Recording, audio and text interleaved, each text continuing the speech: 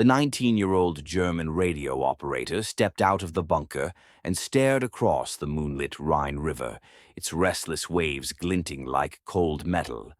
The night felt charged, too quiet, too deliberate. Even the trees seemed to lean in, as if nature itself was waiting for something to happen. The war had taught Levi many things, mainly that silence could be scarier than gunfire. Behind him, the muffled sounds of boots, whispers, and clattering equipment echoed through the concrete shelter. Soldiers smoked in anxious silence, rifles slung carelessly yet ready. Everyone was tired, everyone was scared, but everyone pretended they weren't. "The Americans won't cross tonight," someone muttered. "The river is too strong," another added. But Levi couldn't make himself believe it, and miles away another young man named Jack Sullivan stared at the same river, holding on to a secret the Germans never expected. Levi had grown up between vineyards and rolling green hills, scribbling stories in notebooks while his mother hummed at the stove. His father called him "my little philosopher," always lost in thoughts bigger than his small village.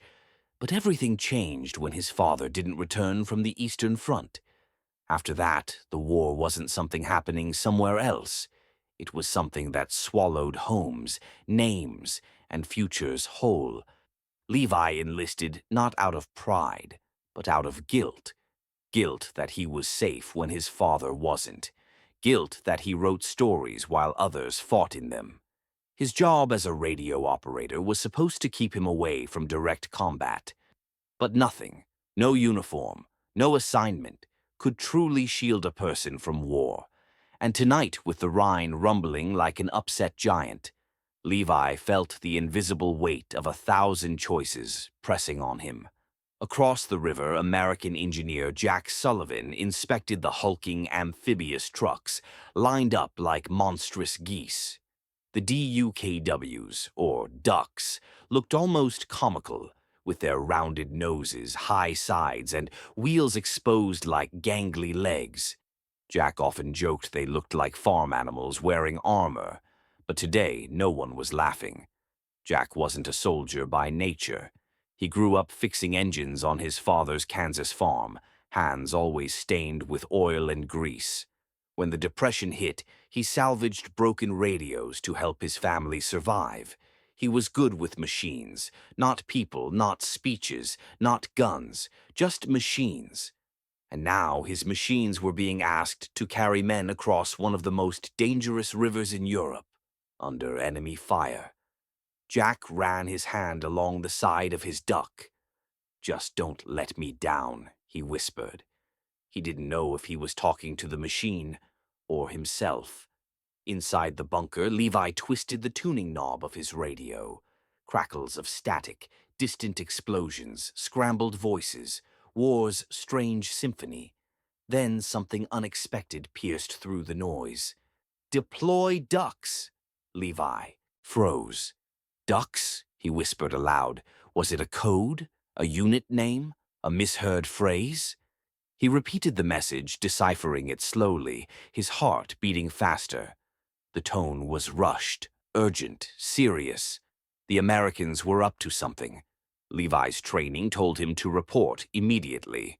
His instincts told him to be careful.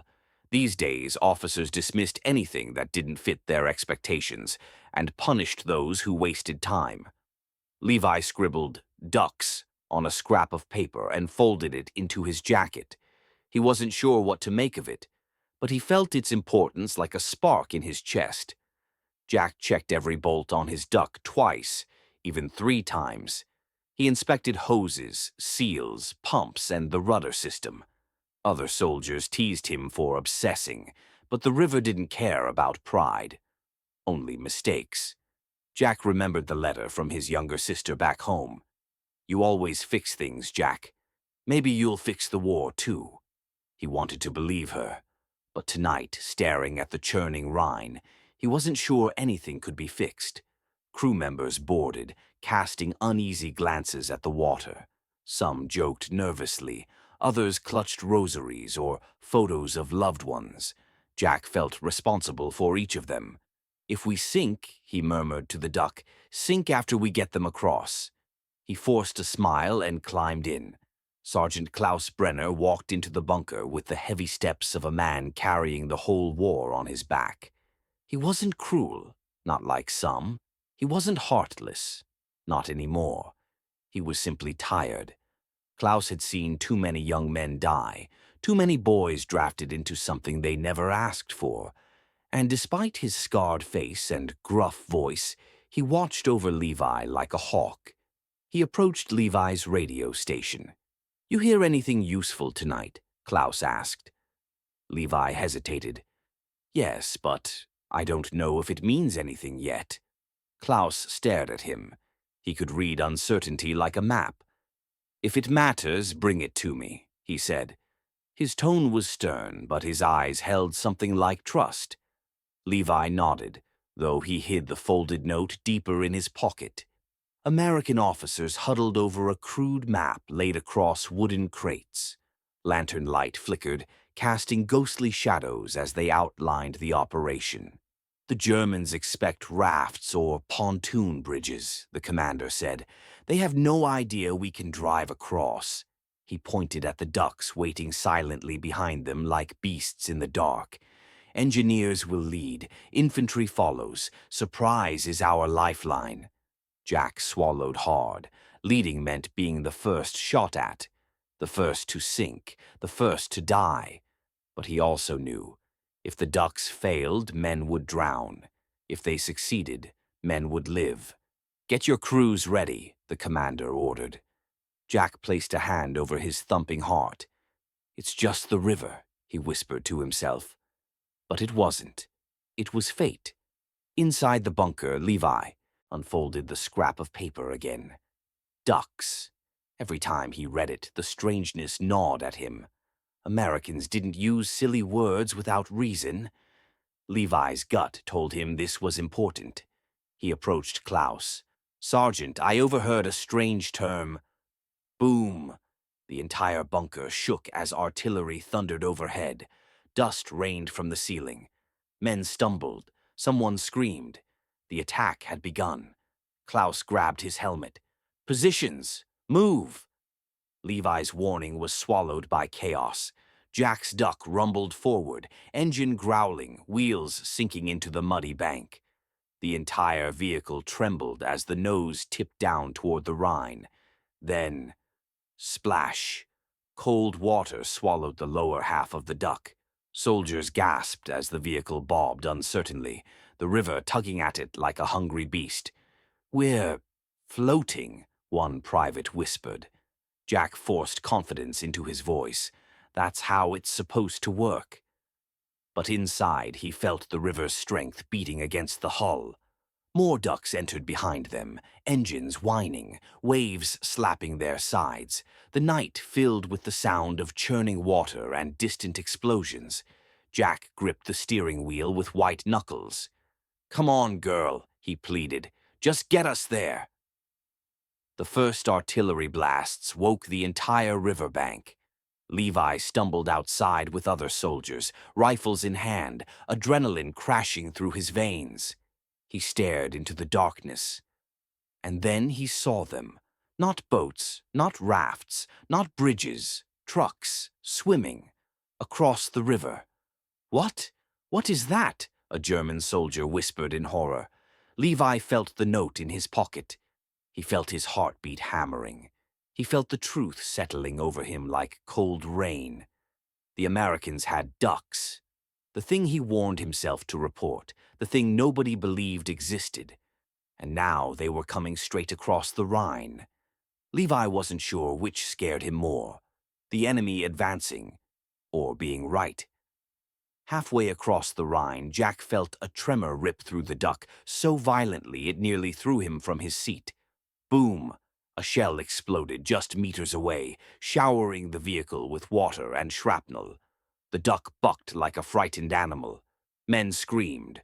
One soldier clung to the metal railing, knuckles white. "Pump systems!" Jack shouted over the chaos. Water surged into the hull, sloshing against boots. The duck began to tilt, one side heavy, sinking. Two engineers scrambled to turn the hand pumps. The crank handles rattled, squealing under pressure. Jack's heart pounded as he checked the controls. The engine was coughing, once, twice, like a man struggling for breath. "Don't you die on me," Jack whispered. The men around him weren't panicking. They were watching him, trusting him. He forced his voice to steady. "Hold on, she's still moving." Slowly, painfully, the duck regained balance. But the river wasn't done with them.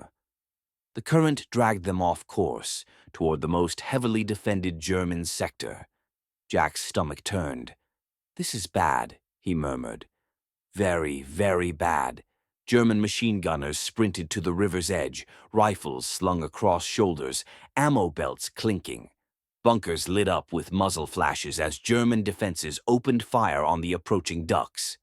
Klaus shouted orders. "Positions! Make every shot count!" Levi raised his rifle, but his hands shook. Through the smoke, he saw the faces on the ducks, faces of young Americans, terrified, soaked, clinging to hope and metal. They were boys, not monsters, not demons, just boys like him. Levi's finger hovered over the trigger. His breath caught. Then he lowered the rifle. A fellow soldier barked at him, "Hartmann, shoot!" But Levi couldn't. For the first time, he realized war wasn't two armies. It was thousands of frightened boys forced to aim at other frightened boys. Levi whispered, "I can't." And for the first time, he questioned not the enemy, but the war itself. Jack's duck was limping, engine growling weakly. Smoke seeped from the hood, forming an oily cloud that burned the throat. "We're drifting too far right," a soldier shouted. Jack wrestled with the steering wheel, but the current was stronger. It dragged the duck toward the German embankment, the worst possible landing point. "Not there," Jack whispered urgently. "That's the fortification line. We'll be slaughtered." But the river didn't care. The river was a force beyond sides or uniforms. A crack split the air as a bullet shattered a headlamp. Another pinged off the railing. The duck sputtered, jerked, slowed. Jack felt dread seep into his bones. "We're not making the planned landing zone," he said. The soldiers looked at him, not angry, not panicked, just trusting, waiting for him to fix the unfixable. Jack clenched his jaw. "Brace. Whatever happens next. Stay low. Stay alive." The duck slammed into the rocky German shoreline, metal screeching against stone. The impact threw Jack forward, smashing his shoulder against the console. He gasped, pain exploding down his arm. "Out! Move!" he barked. The moment the hatch opened, a torrent of smoke poured in from the burning engine. Jack coughed hard, eyes watering. The world blurred. German gunfire cracked overhead. Sparks flew from metal. Jack stumbled out, collapsing onto the cold ground. He felt blood trickling down his forehead. He heard shouting, but not English. German voices, close, too close. His vision darkened. He tried to stand, but his legs buckled beneath him. The last thing he saw was a German silhouette approaching with a rifle raised. And then everything drifted into black. Levi sprinted toward the crashed duck before he fully realized what he was doing. Smoke billowed from the wreck. Inside, he spotted an American soldier, coughing violently, trying and failing to pull himself out. Without thinking, Levi grabbed the man under the arms and dragged him clear. The American collapsed, gasping, his face young, his eyes terrified. Levi froze. Here he was, holding the enemy in his arms. The American blinked up at him. You're not shooting me." His voice was weak, confused. Levi shook his head. "No, I won't." The American swallowed hard. "Why?" Levi whispered the truth, raw and trembling. "Because you're just like me." The American let out a shaky, broken laugh. "I thought all Germans wanted us dead." Levi lowered his gaze. "Not all of us." At that moment, they weren't enemies, just two terrified boys caught in the same storm. Sergeant Klaus arrived seconds later, gun raised. Levi, move away from him, now! Levi's heart pounded. He shielded Jack's body with his own. No, he said. His voice didn't shake. For once, it was iron. Klaus stared at him, stunned. You'll be court-martialed for helping the enemy. He's injured, Levi said firmly. He's helpless. Killing him gives us nothing. Klaus opened his mouth to argue, but something shifted in his eyes. A memory, a loss, a wound that had never healed. Slowly, painfully, Klaus lowered his weapon. We don't kill wounded men, he said hoarsely. Not anymore. Behind them, other German soldiers watched, confused but silent. For the first time in months, Klaus felt human again. As American infantry secured the shoreline, they spotted Levi and Klaus standing protectively over the wounded American engineer. Guns lifted on both sides, tension thick enough to choke on. Jack opened his eyes weakly and rasped, "Don't shoot! They saved me." The words were barely audible, but loud enough. American soldiers hesitated. German soldiers hesitated. One heartbeat, two. Then slowly, weapons lowered. No commander had ordered it. No treaty had been signed. Just a moment, a fragile, impossible moment where compassion outweighed orders. Levi exhaled shakily. He didn't know if he had changed fate, or merely delayed it, but he knew he'd done the right thing. American medics rushed forward and lifted Jack onto a stretcher. He grabbed Levi's sleeve with surprising strength. "You saved my life," he whispered. Levi swallowed hard. "No, I just did what any human should." Jack smiled faintly. "You'd be surprised how rare that is in war." Levi's eyes stung. Jack pressed something into Levi's hand, a metal tag. "Keep it, so you don't forget we met." Then he was carried away. Klaus approached Levi, voice quiet. "You risked everything." Levi looked out at the river, its surface now glowing gold with the rising sun.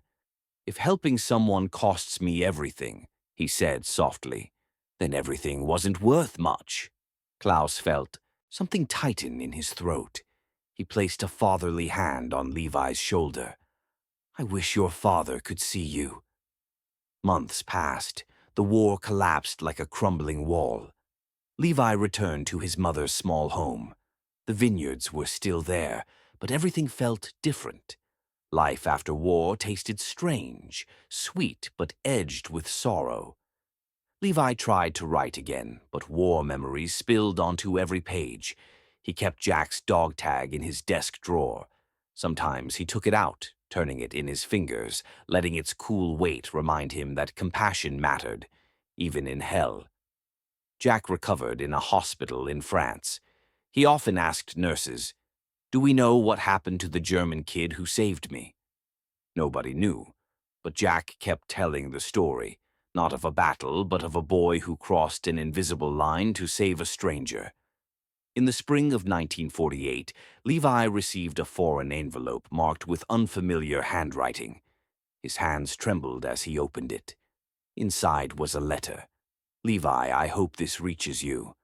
I never forgot the night by the Rhine, or the boy who chose kindness when the world chose violence. You saved my life, but more than that, you saved my belief in humanity. If you ever come to America, you will have a friend waiting." Your brother in survival, Jack Sullivan Levi, read the letter twice, then a third time. He pressed it to his chest, and for the first time since the war ended, he cried. Not from pain, but from gratitude. He whispered into the quiet room, "Maybe the river didn't divide us after all." Somewhere across the ocean, Jack felt the same warmth. Two men, once enemies, forever connected by a moment of unexpected bravery. The war had tried to break them, but kindness had built a bridge stronger than the Rhine itself.